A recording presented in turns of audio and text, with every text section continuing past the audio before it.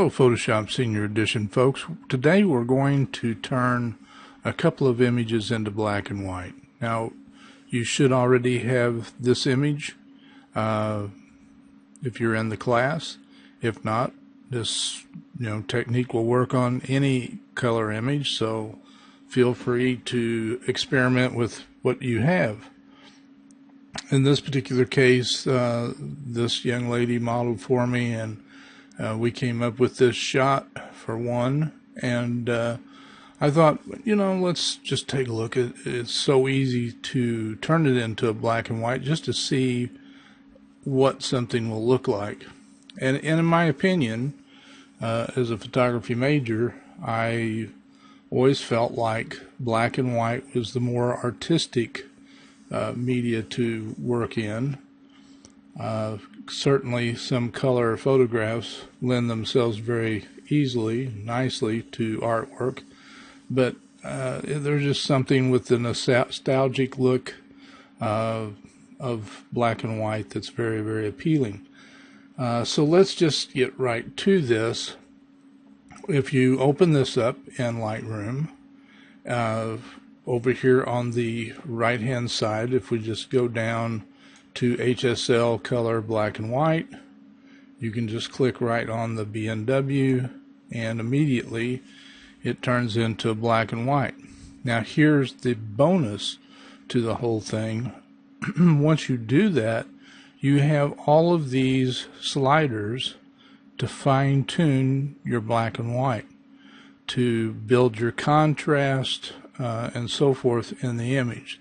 So you've got a lot of control over how this black and white looks right out of the box, so to speak. Once we turn this into black and white, it turned into a very nice looking black and white. Now if we just move these sliders, you'll see the areas that are affected by each one. A couple of these you won't see probably any change. You notice if you go too far, it induces grain into it, and that's not probably something that you want. You see just some highlights here are being affected in the yellow, and aqua, I don't think you're going to see anything happening. Blues, a lot of times the background will be affected by the blues. You can certainly darken it down. Again, we've gone so far here that we've introduced noise. And purples, see again, it's more than anything affecting the background. Magenta, you see in the face, we have some things going on, and it's not really adding to the quality of the image. Now we can still go back up into our regular controls and treat this much like any other image. We can still adjust the contrast, or the exposure and the contrast. Now the training that I had, formal training, we usually went to a really good, our reference points were a really good white, pure white, and a really good black. So that's kind of what I keep in mind as I work on a black and white image.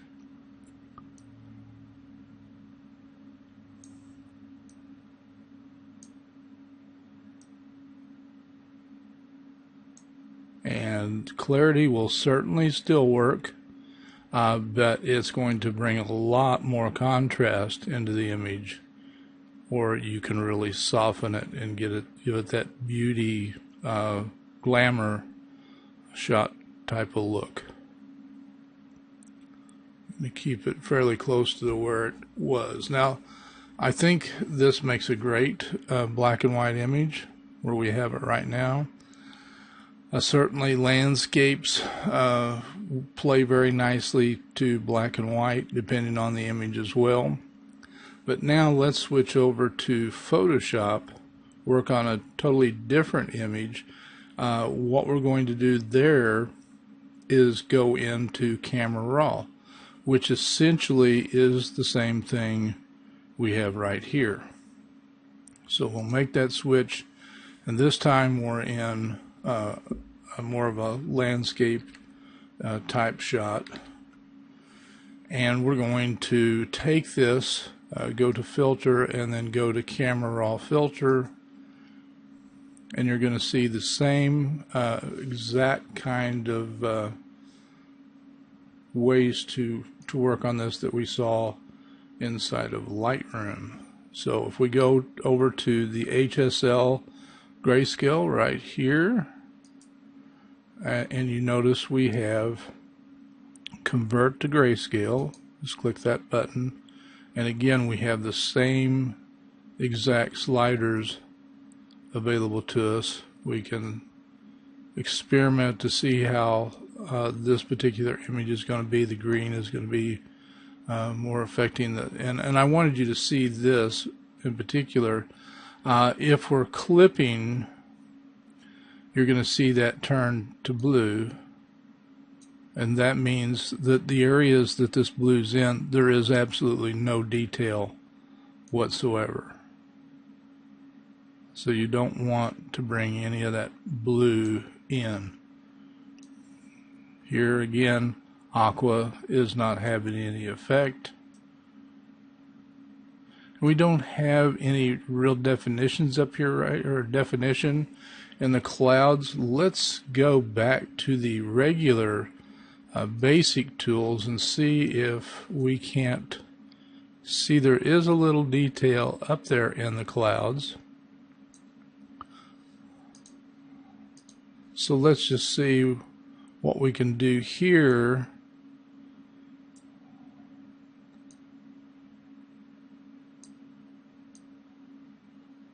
We're not really bringing back, there we're clipping big time, right?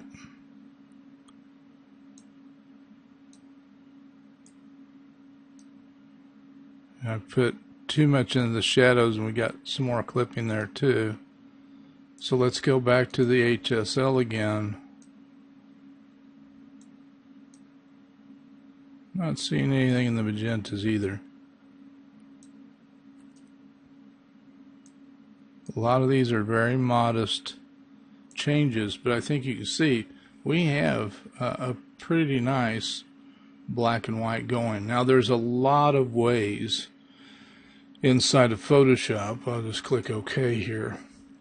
There are a lot of ways. I'm going to undo that, Control Z, to bring back our color, to get to the black and white. For instance, if we go down to the adjustment layer, we actually have a black and white, so we can click on that. But here in the sliders, we don't have as many sliders, but remember, aqua didn't really do anything for us. So you've got these sliders, and let me just bring this out so you can see all of them. And again, they are going to essentially do the same thing, and very nicely. But I've heard some people brag about having the extra sliders in Lightroom and Camera Raw, but as we've already seen, a couple of those sliders, magenta and aqua, didn't do anything in the image to begin with. One of the benefits, I guess, to using Photoshop in this particular situation over Camera Raw or Lightroom would be the fact that we can change the sky. We can make it darker if we want to on its own to bring out some detail, but generally we're going to have something up here, and it will, you know, we can make it a little bit darker and so forth and bring out more detail. Not necessarily in this case. Just to give you a little different look, how about these two horses off in a snowy pasture? Let's just go over here and click on the little yin yang, go to black and white, And notice it's already turned to black and white, and already it looks pretty good. We'll bring the shadows, the highlights in a little bit more using the different sliders.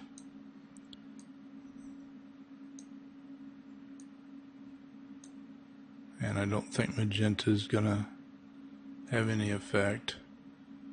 But again, now let's say that this is just wonderful. We'll just tick that off, and we can always go back and fine tune it again if we want to. And we've got other controls in Photoshop. You know, we can adjust the curves, we can do the hue saturation, we can do all kinds of things inside of Photoshop to images that we can't necessarily do on top of everything else in Lightroom.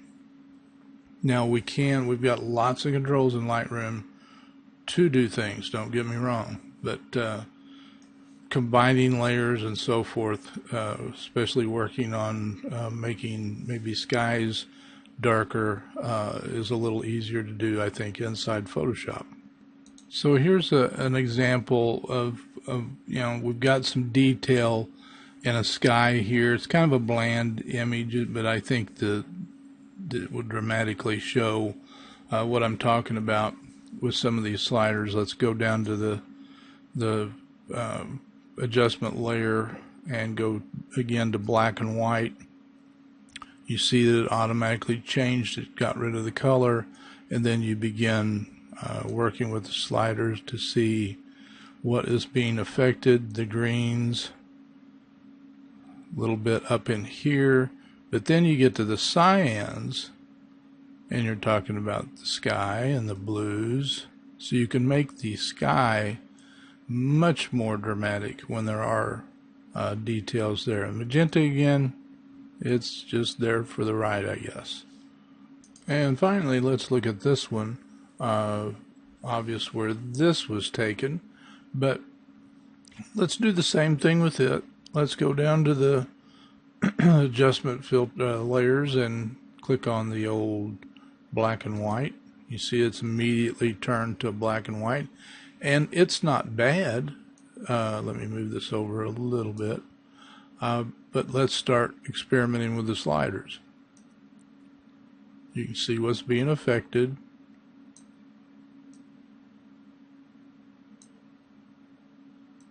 Now when we get to the cyan and the blue, you see the difference that it's making in the clouds. And when we go blue, we can really darken down those things to see the details. And once again, now I can turn this off and turn this eyeball off, and you see there's a wisp of cloud here and there, but when we turn that on, you see how much more dramatic the changes are in the clouds. And if I double click this, we come back in and we can make things even more dramatic if we want to. The magenta, again, is not really, I've seen a few images, flowers for example, that magenta's affected, but now I like to go back and look at my other sliders to make sure my details are there, that I haven't gone too far with any of the sliders. And remember too, if we've got it in this black and white state that we have now, we can still go up and put a different adjustment layer on. Let's put a levels adjustment in here, and let's just bring the whites up overall, maybe a little bit in the mid-tone. And what I'm going to do, let me get that out of the way. Remember, this comes with its own mask, so I'm going to turn on a regular brush, and we just need to make sure it's nice and large and soft, and then make sure the opacity is low. I don't want this up here too light. I just wanted to bring a little bit of lightness to the foreground. The first thing I might want to do, instead of just painting this back in, let me do a Control Z, I can do a gradient. So I can come over to the gradient tool or press the letter G as in golf to bring up the gradient tool. Click on the editor, and I want the second one, which is foreground to invisible, and the foreground, if you look down in the bottom left, is black. So we can just drag from the top holding down the shift key, and it will fill that in as much as we want it to go, and I think you'll find that to be a lot better. We've got that foreground lit up. Again, if we want to go more, we can still paint with the paintbrush on this layer and kind of bring that back down. If you look in the mask over here, you see where I just painted that. We can bring all that back to the previous state if we want to, but I like this foreground lit just a little bit more. If we want to balance that a little bit more, we can paint that down just a little bit to match a little bit of that right. But the right is in more shadow in the image. If we turn that off, you can see a lot more shadows over here on this right hand side, because this is late in the afternoon, evening coming on very quickly, so this does have a little bit more light. And of course, if we save this out as a JPEG right now, it's going to flatten all this down and turn it into the black and white. The color will no longer be there. Or we can go up and just tell it to flatten that whole thing, and then we just have the one layer. Let me go ahead and do that. And so now we just have one big happy black and white image. So turning things into a black and white can certainly be a great experiment with our images. Sometimes we think we've got knockout color images. It's not always a bad idea to look at it as a black and white. So now I've brought the same image into Lightroom for us to have a look at here. So I'll click on Fit up here, and we're going to just see what we can manage to do with this. So I'm just going to run over here and click on the import, and so let's get up here, click on our little down arrow to show us all of our goodies, and we'll click on Develop Module. And from here, I want to click on the fill here. I want to see the whole thing. I'm going to run this down to where the B and W is and click it, and immediately we have all the sliders again. So let's start working the sliders a little bit here and see what we get. Bringing in some detail, especially in here, that we may not have had otherwise. We're getting a little action in the aquas now, because if you remember, this does have the greenish blue color. Let's see what a dramatic difference we have now from the blue, so we can see our sky much better. Okay, let's try the purples. We're opening up some of this down here, which I like.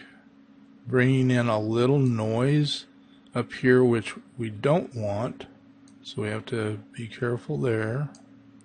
And let's see, no, nothing in the magentas. Okay, so let's go back up. If we feel like we've got what we want here, let's go all the way back up again to our regular development controls, and we can still work on temperature and the tint, as well as the other controls here. And I do like a pretty contrasty image. Let's see what we got in the highlights. Let's see, bringing those shadows up so we don't lose that detail in the shadow areas of these trees.